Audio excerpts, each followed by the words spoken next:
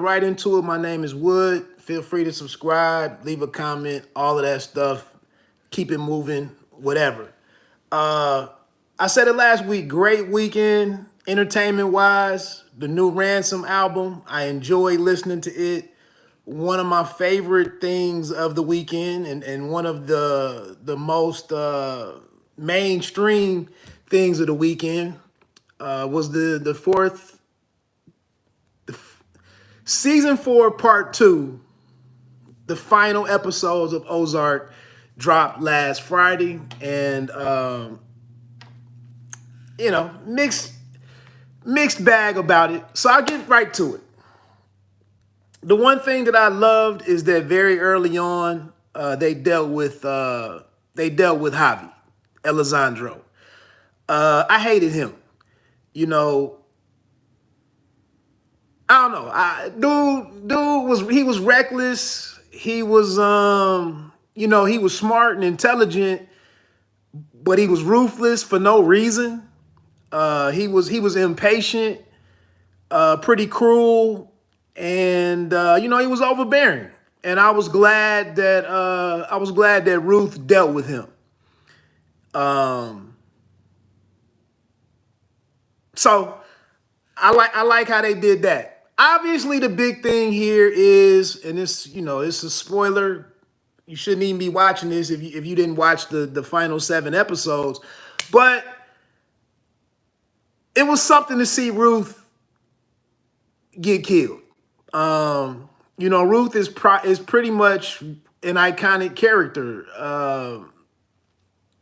One of the standout characters in all of the Netflix, in their entire library and whatnot. And I sensed that it was going that way, being what she done, and the fact that she was ambitious. You know what I'm saying, and kind of stubborn, and she was gonna live life her way.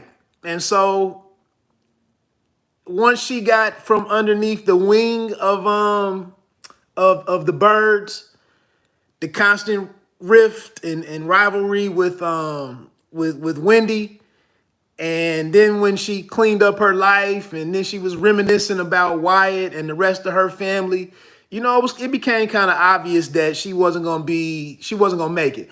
But I salute the creative team though, because you automatically get rid of the calls for there to be a spinoff. And we enjoyed the hell out of Ruth. It was some good and some bad. Personally, I liked when she was rocking with Marty. But she couldn't let that one thing slide. And honestly, I felt that. Oh, and the fact that the episode was kind of the soundtrack or the score of that particular episode was all Illmatic from Nas was very fitting. So bringing the show to an end itself, I dug the way that they did it.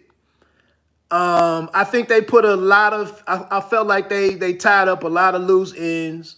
You can run with what you think. I didn't like that Camilla. I didn't like that the game. That the business was kind of handed over to Camilla, because she's very snakish too. I ain't like the way that she came into power. I don't like her either. And we didn't get a whole lot of time with Camilla, but she had one of the more impactful moments on the show in taking out a character like Ruth. But what they did in terms of tying all the loose ends up, I felt like it was well done. I felt like Wendy kind of learned that Marty wasn't to be effed with anymore. He wasn't to really be pushed around anymore. I think with the kids coming back to the family, I think that was another thing that kind of signaled. And she was honest with them. When they came and talked to her in the facility, and she was like, look, I've been on some bullshit. And, she had to own a lot of things. So I think moving forward, we won't get to see it, but I think, she'll be less audacious. She'll probably fall in line and go along more with whatever the hell Marty, has to do. I think that my interpretation from the ending with Mel Saddam being taken out, my interpretation is that I know we were all over the place with with the Sopranos. So my interpretation moving forward is that Jonah gets his first kill and is kind of fully indoctrinated into the family business. They probably got to keep doing what they've been doing. They fall under Camilla's lead, and Marty just continues to just launder money and live under the pressure or the thumb of the cartel, and whatever involvement is there from the FBI and whatnot. They just go on in perpetuity with that. But like I said, I think now everybody besides Charlotte, in a way, Charlotte is kind of like just there. But everybody else now, it's like everybody has equal say in how they do what they do. Everybody knows all the secrets now. Maybe they let Charlotte run the foundation thing, which I never really fully understood all of the foundation. That was kind of over my head, but I got it, but I didn't get all into the details of that. But maybe that's where she can do her thing. And then the rest of the family is just in the mud with it, doing whatever it takes. So like I said, I thought the way that they brought the show to an end was pretty decent. And I'll be honest, a lot of these types of shows, Weeds was another one. It's like I've been using the word craft, but it's kind of how they resolve the problems on the show. And I felt like what we were seeing with all the plays that Wendy was talking about making, fixing everything, all of the solutions that they tried to come or had to come up with or were forced to come up with. I was getting a little bored with that shit, to be honest with you. So it really, to me, it wasn't too many more fixes and plays that they could do where they, were going to come up with they were going to win. Like Mel Saddam said, you guys don't get to win. I don't know what kind of bullshit y'all are sitting here trying to do to be this family to rise to prominence, but it ain't happening on my watch. So, yeah, I was getting tired of that. And it was the same old thing over and over, Wendy pressing buttons. Wendy's character was kind of becoming a little cliche, that little laugh that she had and that little when she really wanted to manipulate somebody or pressure somebody to bend them to her will. That shit was getting old for me. So I'm glad they stopped it when they stopped it. I think it was a very well done show. I was getting a little tired of Omar Navarro too. His little, like, as important as the Bird family was to his business, how much could he really threaten them when he didn't have anybody else that could deliver the way that Marty and Wendy delivered over and over and over? So that whole dynamic was getting a little old. Trying to think, was there one? And I like that they brought Rachel back. A lot of people got to tell the Bird family to F off, or or F y'all, or they got to tell them, about themselves. Maya called Marty and told him he wasn't shit, and told him about himself, and she said her piece. Rachel said her piece. We saw the father situation get resolved with Nathan and with Nathan and Wendy. We saw that kind of come to a close. I can't remember the one dude, the shitty gambler who went to North Carolina with the church, with David or whatever his name was. We saw the end of him, or the end of his story. So like I said, I thought all in all, I thought they wrapped up everything pretty well. I don't know if I liked Nelson. as much as I respected how I respected how Nelson went about his business. You know, he was just muscle or a goon. And I didn't like how he got. I didn't like that he and that's how they did it on The Wire, right? With Omar. I can't remember the little Kendall, not Kendall, Kemar or something. The little young dude killed Omar. Everybody in Baltimore was afraid of Omar, but damn, I can't think of little man's name. But this little 10 or 11, this 12-year-old kid guns him down, shoots him in the back in the store while he was buying some food. So here, Nelson, everybody that Nelson has taken out and disposed of, but I guess it was fitting, right? But he's over here to take out Ruth or to intimidate Ruth at that point. And then he goes to take out Rachel, and Ruth has called Rachel and told her to get ready. And so he didn't really have and that was the thing, because in all of the situations, Nelson got to dispose of people who didn't fight back. They were never in a position to fight back. The brother, Ben, he just gets Ben in the car. And, Ben is over here losing his mind and basically coming to grips with the fact that, or becoming resigned to the fact that shit is over with him. And he's like, I'm sorry you got to do this to me. And he doesn't put up much of a fight. He walks into the barn, gets on his knees. I was thinking to myself at that moment with the restaurant, being outside of the restaurant, you just got to shoot me right here. I ain't going nowhere with you. Like, I'm going to die anyway.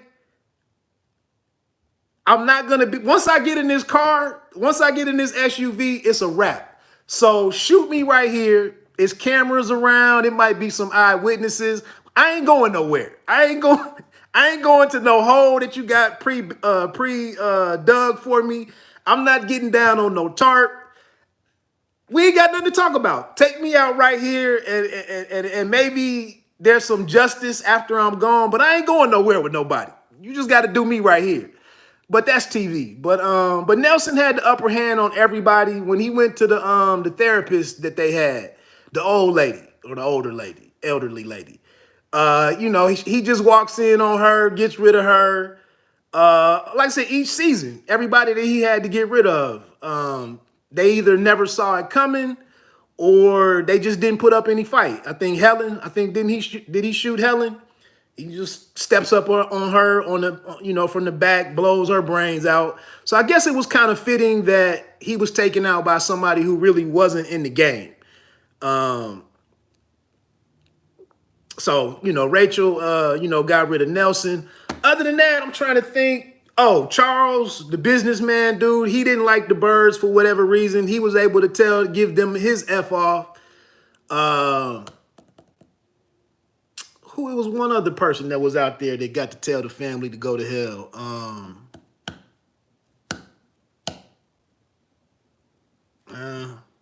I think that might have been I thought it was one other person that kind of got a chance to tell the family about themselves. I can't think of who that. I know her foundation guy. He was kind of spineless. I can't even, Joe or whatever. He didn't really, he was kind of still in on it. I thought it was one other person. Well, Mel Saddam. I guess Mel got to come back and, like I said, he tried to tell them that they don't get to win. But he told them, you tried to buy me. And, he showed that he has some kind of character or morals that he didn't just take their money and go do what they wanted him to do. He was like, I tried to go back and do my job, but the shit just didn't sit right with me. So I had to close out this case. And he tried to tell them you didn't win, but he didn't factor in the kids. So I even thought that was dope. I didn't know how they were going to get out of it. And that's what it kept you on your seat. To the what do they call that? The blackout, till it blacked out or it faded to black and it was over till the credits started coming. Um, I really wasn't sure how they were going to get out of it. They tried to, to buy him again, name any price. And he was standing 10 toes down on the fact that your money is no good here. I'm gonna go do what should have been done to you guys a long time ago, and really just didn't account for Jonah. Other than that, though, the I like the fact that the family regrouped.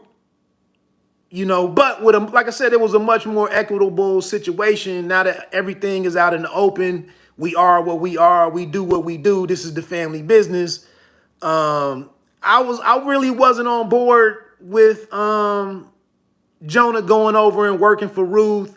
I didn't like how Charlotte and not only is Wendy undermining Marty and what he's trying to do, now the kids are undermining the chief objective of the family, which was to get out. And so, Charlotte told Ruth about Javi being the shooter of Wyatt and Darlene, or what he looked like. And then and then for Claire Shaw, again, somebody that's not really in the game, but she comes in and makes one of the game-changing decisions when she and that's what a civilian would do. Like I said, she's not in the game. She looks at this cruel ass bitch in what's her name, Camilla, and Camilla says some raw shit to her, like, I'm gonna give you this pass right now. I can extend some grace to you right now. But if I put this shit together and have to deal with you in the future, it's gonna be a wrap. And Claire Shaw was like, "Hey, I don't know. And that's one. And I'll just say this, and I'm gonna get off of here. That's one thing that I gotta give Ozark credit for in comparison to a lot of shows. I felt like Ozark is the one show that I've ever watched where from 5 to 8 minutes in, it's been a roller coaster the rest of the way. I really can't think of too much dead time, or the script kind of got away from them, or they started. I know they did a lot of flashbacks and a lot with the Langmore family. I know they did some Hollywood shit that they hadn't been doing previously. But I'm just saying, overall, I felt like the script integrity and sticking to what the show is. Like I said, it was running from 5 to 8 minutes into the show until we see Jonah kill Mel Saddam. A lot of shows waste a lot of time, or they have that season, or that they have that group of episodes where it's dealing with some. It's like you tuning into a totally different show for a couple of episodes. They've done that on Snowfall a couple times. I'm looking at Snowfall like, what are we doing here? We only got I haven't even looked at the season finale of Snowfall this year because it's just all over the place. But Ozark has pretty much been on point like the entire way. And I think that's a credit to to the creative team, the writers, the directors, and all of that. I enjoyed the show.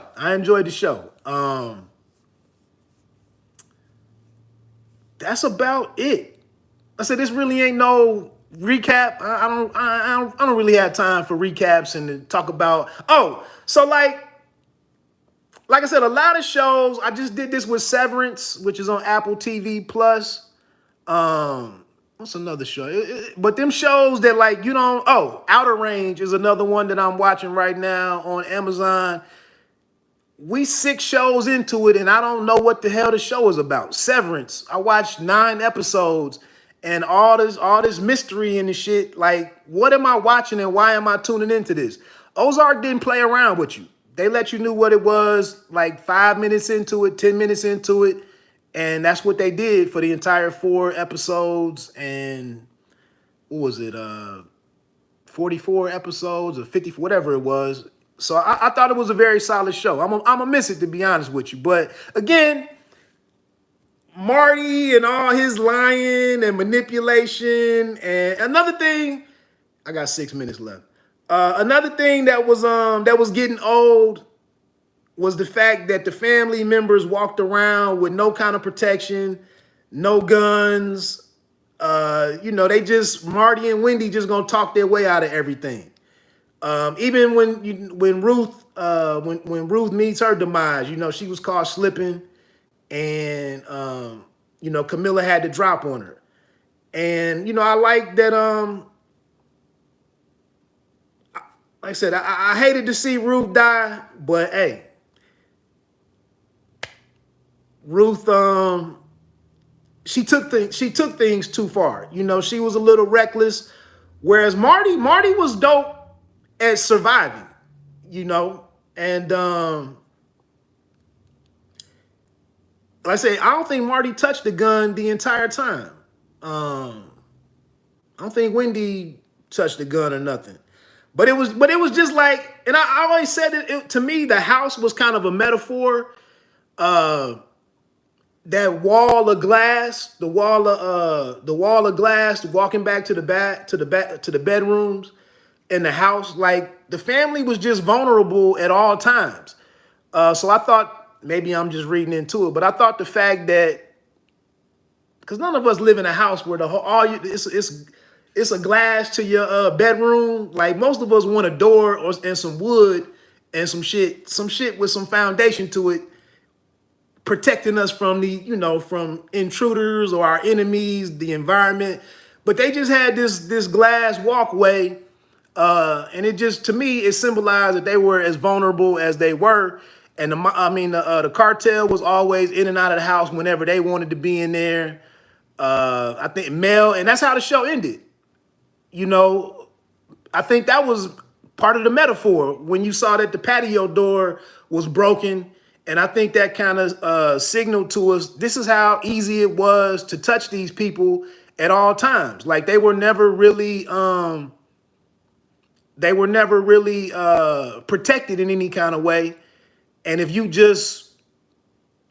anybody could have taken them out a long time ago, but nobody really stepped to them, other than the fact that they knew that they were working for the cartel, and you probably didn't want to get involved in the cartel's business and mess up somebody that played such an important part for them.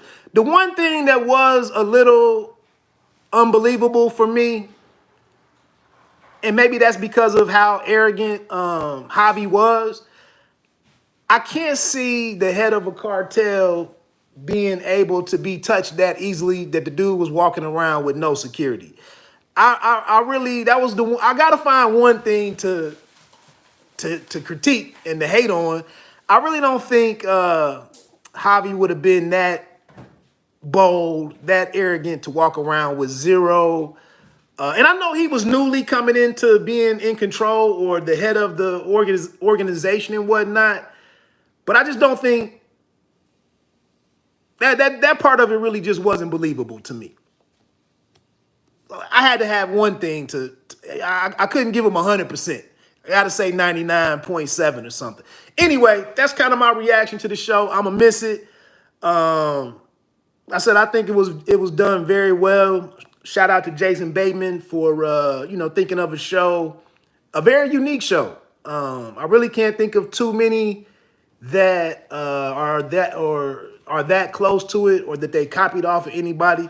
I think it's a very unique and well done show.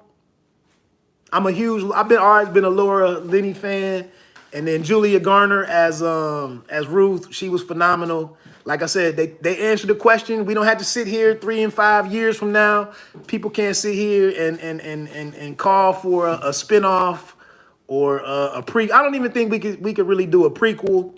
I know Ruth's. They made a emphasis on her jail record and all the arrests that she'd had. I think that wouldn't even really.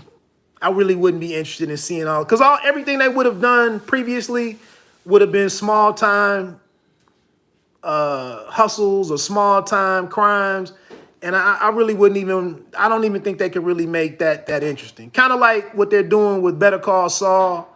They've been successful with giving us what Saul was doing before we met him in Breaking Bad. But I don't know. Just let it be. Just let it be. I'm out of here.